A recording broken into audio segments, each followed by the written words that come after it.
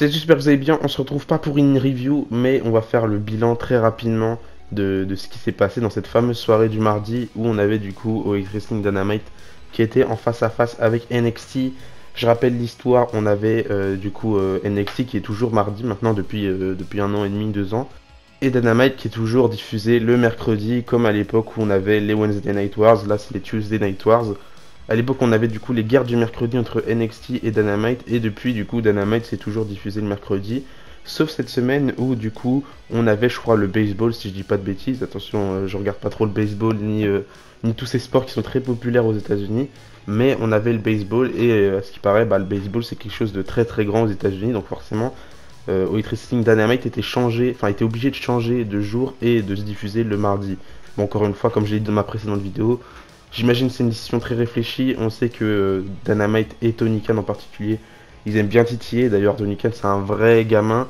Ça me dérange pas en vrai parce que je trouve ça drôle, mais ça se voit que c'est un vrai fan de catch et c'est assez bizarre. Je sais pas si vous avez vu toutes ces réactions qu'il a fait sur Twitter, mais c'était assez marrant à voir, mais assez étonnant en vrai. J'imagine Vince McMahon qui fait ça et en vrai, je l'imagine pas du tout parce que ce serait pas du tout le genre de faire des trucs comme ça, même Triple H, même Shawn Michaels.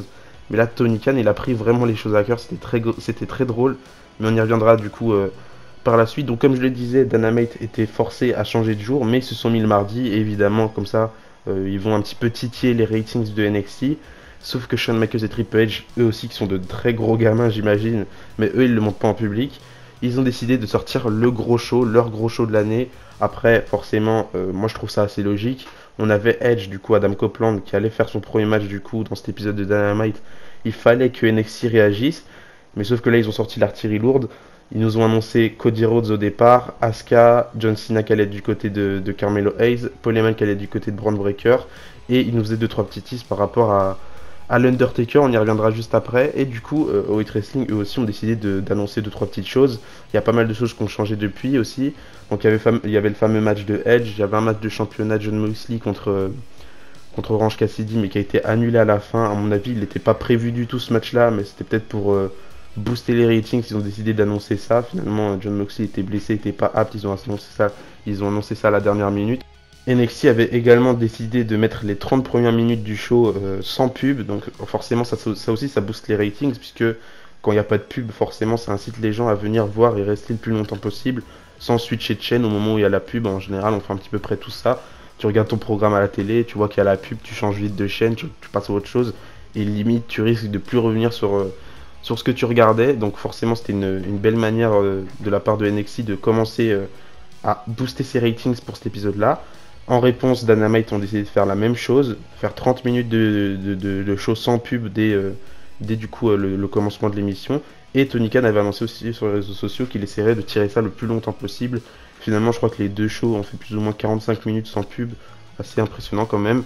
Ils ont essayé de tirer les chaînes le plus loin possible pour pouvoir garder le plus longtemps l'émission sans avoir de pub. Et aussi, je crois, Tony Khan, il avait 10 minutes de plus par rapport à la semaine dernière. Donc le show pouvait durer 10 minutes de plus. C'est ce qu'il avait essayé de gratter. Donc finalement, même si on sent que Tony Khan était peut-être dans la retenue par rapport à ce que NXT avait proposé ce jour-là, on sent quand même que Tony Khan voulait répondre et mettait 2-3 petites choses d'en face. Donc en vrai, c'était une vraie guerre. C'était beau à voir parce que c'est du catch. Et même si on a tous notre préférence, il y en a qui préfèrent NXT, il y en a qui préfèrent Dynamite, ça peut que tirer vers le haut les deux shows, puisque là, la preuve, ils ont décidé de sortir l'artillerie lourde pour les deux shows, et franchement, c'était deux shows super. J'ai pas regardé énormément Dynamite, je me suis plus concentré sur NXT, parce que c'est déjà un contenu qui me touche plus, je dirais. Enfin, c'est pas réellement ça, c'est juste que NXT, j'ai toujours été un grand fan. Je dirais que le contenu qui me convient le plus actuellement, c'est plus un contenu Elite Wrestling. Mais j'ai toujours grandi avec la WWE, forcément. Je suis plus focalisé sur ça que sur Dynamite, même si c'est un produit qui me convient le plus. Enfin bref, c'est pas le sujet du tout. Mais pour revenir à ça, là, on constate vraiment que ça a pu tirer les deux shows vers le haut. Heureusement que ça se passera pas chaque semaine, parce que c'est vraiment éprouvant, même en tant que fan, de devoir suivre tout ça, suivre sur les réseaux sociaux, comment les gens y réagissent, etc. En vrai, c'est ça qui bouffe le plus d'énergie, c'est vraiment regarder tout ce qui se passe, parce que certes, il y a tout ce qui se passe pendant les shows, mais il y a beaucoup de choses qui se passent sur internet. Déjà, les réactions de Tony Khan, c'était assez bluffant. En plus, je crois, 1 heure ou 2 avant le show, on a Jade Cargill qui poste une photo de Shawn Michaels qui lui téléphone. Donc on se dit, ah, elle va faire ses débuts à NXT pour tacler un petit peu Dynamite derrière. Enfin bref, c'était en vrai une soirée qui va rester dans les mémoires de beaucoup. C'est peut-être pas les deux meilleurs shows de catch weekly qu'on a pu avoir depuis certaines années, mais c'était quand même deux shows assez réussis, je trouve. Même si le contenu vraiment me plaisait pas énormément, franchement, je regarderais pas un show comme NXT comme on a eu là toutes les semaines. Si c'était ça toutes les semaines, je regarderais pas une seule seconde, puisque finalement c'est beaucoup de guests. Certes, il y a de la construction derrière, mais c'était juste sortir ton gros show pour sortir ton gros show, et je comprends totalement. Hein. Il y en a qui peuvent critiquer NXT d'avoir sorti Cena, Taker, il y avait qui d'autre, Cody Rhodes, etc. juste pour affronter Dynamite. Certes, c'est des gros noms, mais n'oubliez pas que, à côté de ça, Dynamite, eux, ils ont Daniel Bryan, enfin Bryan Danielson, Chris Jericho, etc. C'est pas des mecs qui ont été formés à Dynamite, alors que à NXT, toutes les autres superstars, c'est des superstars en développement. Et là, en vrai, il n'y a pas trop de coups bas des deux côtés, puisque à NXT, Undertaker, Cena et Cody Rhodes, c'est juste les superstars de la WWE, alors qu'à côté, tu vois, t'as Bryan Danielson, Chris Jericho et John Moxley, comme je l'ai dit, c'est des catcheurs au Elite Wrestling. Donc vraiment, je pense qu'il n'y a juste pas de coup bas, c'est juste que John Cena, Taker, c'est des plus grandes stars, et voilà, hein, si Dynamite voulait faire pareil, ils avaient qu'à sortir leur plus grande star, sauf que leur plus grande star, c'est Bryan Danielson, Edge, etc. Donc finalement, c'était assez égal, je trouve, en termes de star power, je dirais. Pas réellement en termes de star power, puisqu'on sait que Taker, il n'y a pas plus gros comme star power, mais en termes d'égalité, je trouve que c'était assez équitable. On viendra sur les ratings un petit peu plus tard, mais avant ça, on va passer sur quelques petits moments marquants des deux shows. Il y a plus de moments marquants du côté d'NXT, certes, mais il y en a quand même eu du côté d'Dynamite. Déjà, on ouvre le show du côté d'NXT avec Cody Rhodes. Oui, c'est assez bizarre de le dire, parce que de base, Cody Rhodes, c'est celui qui a cofondé All Elite Wrestling. Donc là, il est un petit peu contre son camp, on va dire, si on peut dire ça comme ça. Donc il ouvre le show, il avait une grosse annonce à nous annoncer. Finalement, il a plusieurs annonces. En vrai, il a une bonne pop de la foule, du public d'NXT. Et on sait un petit peu que le public NXT, c'est un peu, je dirais pas traître, mais ils aiment bien agir comme ils le veulent, en vrai, comme chaque public. Mais on sait que le public NXT est pas très très indulgent, en vrai, de temps en temps.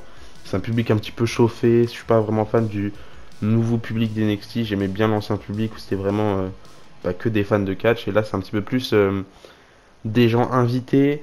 Et il y a un chauffeur de salle, il me semble. Donc c'est assez bizarre, mais bref, c'est pas le sujet non plus. Donc Cody Rhodes, il arrive dans le ring. Il va nous faire les deux annonces. Et les deux annonces, c'est un petit peu ce que tout le monde pressentait. Et finalement, c'était vraiment le cas. Il nous annonce certes le Dusty classique, le retour du Dusty classique. Ça fait plaisir, c'est un de mes trucs préférés, c'est un de mes concepts préférés dans le catch en général. Là, c'est le retour, ce sera pas tout de suite, j'imagine. Il nous annonce aussi du coup un breakout tournament du côté des garçons. Il n'y avait que pour les filles. Maintenant, il a annoncé du côté des garçons, et j'ai hâte de voir qui pourrait être dedans, en espérant qu'il n'y a pas trop de noms qui sont déjà établis, je dirais, comme Duke Hudson ou André Chase ou des trucs comme ça. J'espère vraiment des nouvelles têtes, des nouveaux noms.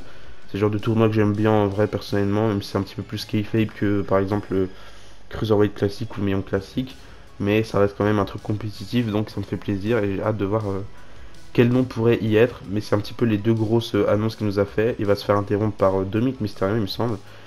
Non, d'abord Ilya Dragunov, le champion NXT, qui va venir près de Cody Rhodes. C'était sympa à voir aussi. On aura aussi Dominic Mysterio qui va l'interrompre. Il va vouloir un match de championnat pour le titre NXT. Et plus tard, on aura ça du coup. Très bon match d'ailleurs entre Dragunov et Dominic Mysterio, qui était assez long en vrai, par rapport au match par exemple de Asuka entre Asuka et Roxanne Perez, où là c'était un petit peu plus court. Peut-être qu'il fallait diminuer le temps de match du match de Dragunov et rajouter un petit peu plus de temps pour le match de Asuka. Ça aurait été bien mieux, mais à part ça, je pense que tous les matchs étaient plutôt bien, je dirais.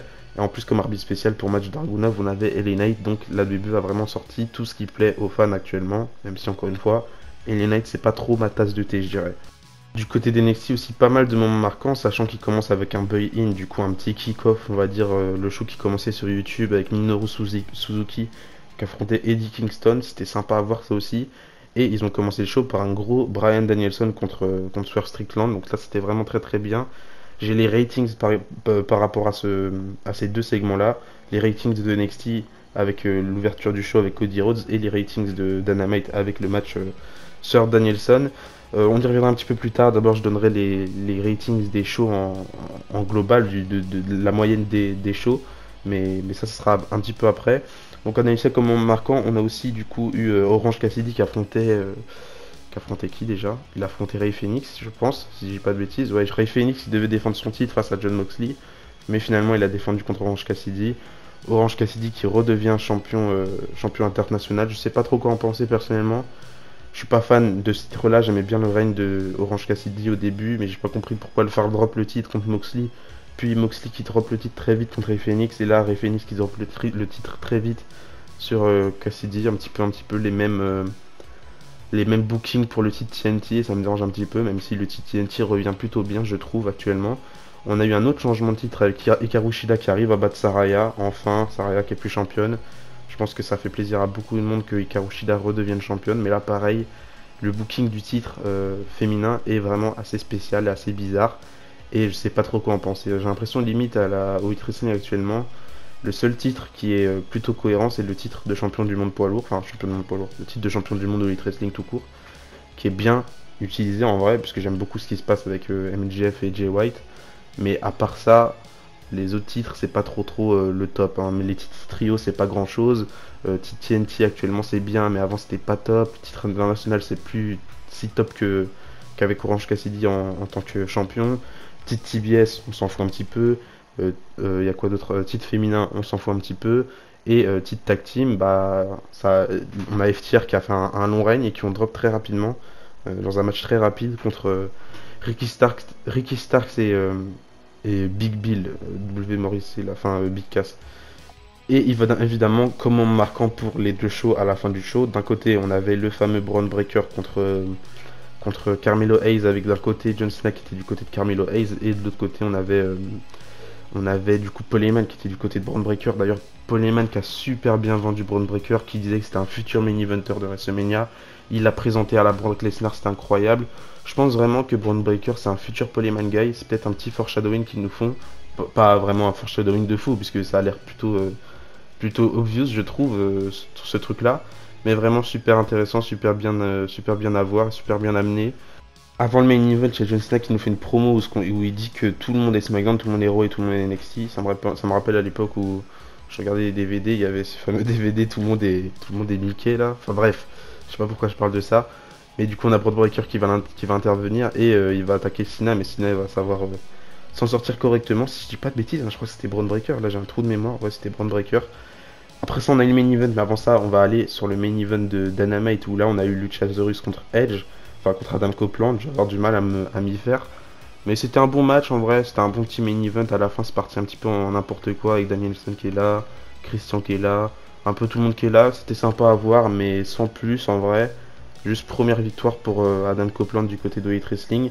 Tant mieux pour lui. J'ai quand même pas forcément hâte, mais je vais être curieux de regarder ce qui va se passer par la suite avec lui.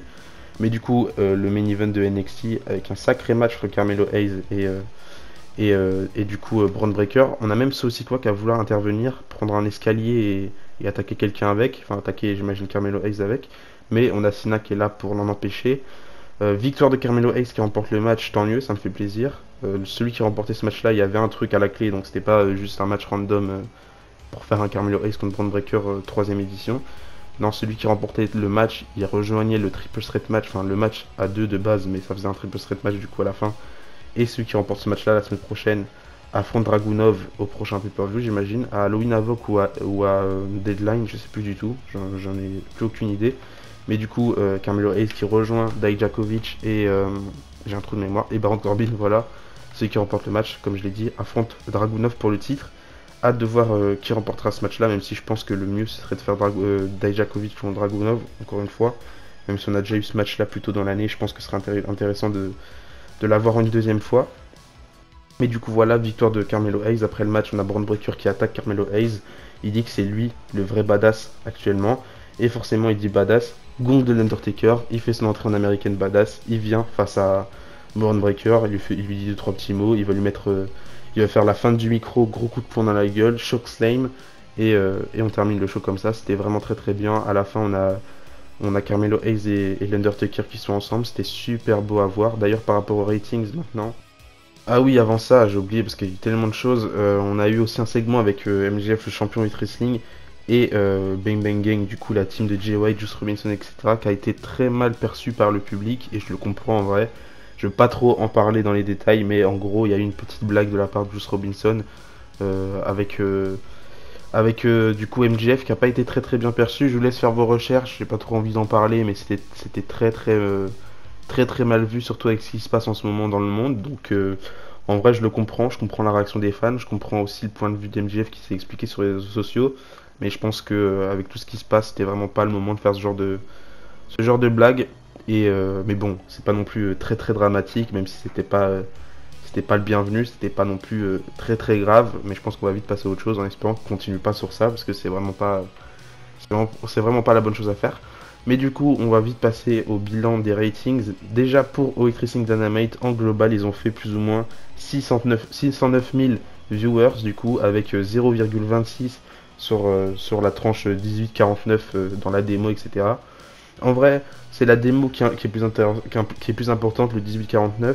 Ils ont fait 0,26, je sais pas combien ils font d'habitude, mais comparé à ça, on a NXT qui fait 921 000 viewers, donc énormément bien plus que Dynamite, et c'est vraiment assez bluffant de la part de NXT avec 0,30 sur la tranche 18-49, la démo, etc. Donc sur tous les aspects, ils font mieux que Dynamite, même si la démo c'est un petit peu plus ou moins équivalent, je dirais. Mais ils font bien mieux que Dynamite, ça se comprend en vrai. Le Star Power a été plus fort que le catch mardi. Mais je pense que s'il y a un bilan à retenir de tout ça, c'est qu'il y a eu plus ou moins 1 500 000 personnes qui ont regardé du catch mardi. C'est vraiment ce qu'il faut retenir. La guerre c'est bien beau, mais c'est juste pour les fans que c'est le plus intéressant. Les ratings on s'en fout un petit peu. Mais belle victoire de NXT qui remporte pour la deuxième fois du coup son affrontement contre Dynamite. Dynamite ils ont une belle longueur d'avance, mais là je pense que c'était vraiment l'affrontement le plus important pour NXT. Je pense que s'ils ont sorti Taker, s'ils ont sorti Cena, c'était peut-être pas pour rien. Et ça fait une belle victoire pour NXT. Mon show de cœur personnellement, même si encore une fois je critique beaucoup, je suis pas trop fan de ce qui se passe en ce moment, même si c'est vraiment un très bon show. Il faut être objectif, c'est super bien ce qui se passe, mais c'est pas vraiment le contenu qui me touche comme j'ai pu le dire plusieurs fois. Mais belle victoire pour NXT. D'ailleurs le pic d'audience pour les deux shows, c'était pendant les deux premiers, pendant la première heure je crois. Attendez, laissez-moi vite retrouver les chiffres. Je les ai pas sous la main en vrai. Du coup voilà, on a pour le pic de viewers pour NXT, c'était pour le segment Cody Rhodes, Ilya Dragunov, Dominic et Rhea Ripley, etc. Donc le début du show, avec 991 000 viewers, donc quasi 1 million. Ça fait partie des top 5, je crois que c'est vraiment top 5 all-time ratings pour NXT. Je crois que les deux premiers shows d'NXT sur USA, ça faisait le million. Et là, ils ont quasi fait le million sur ce segment-là, donc super bien à eux.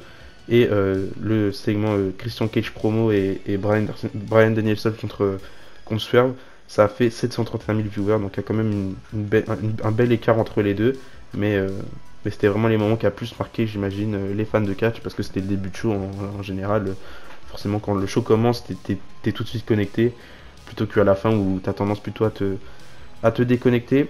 Après, je pense que NXT aurait bien pu faire plus de viewers, déjà en général, hein, chaque semaine, ils peuvent faire plus de viewers s'ils diffusaient pas les choses sur le network 2 jours après.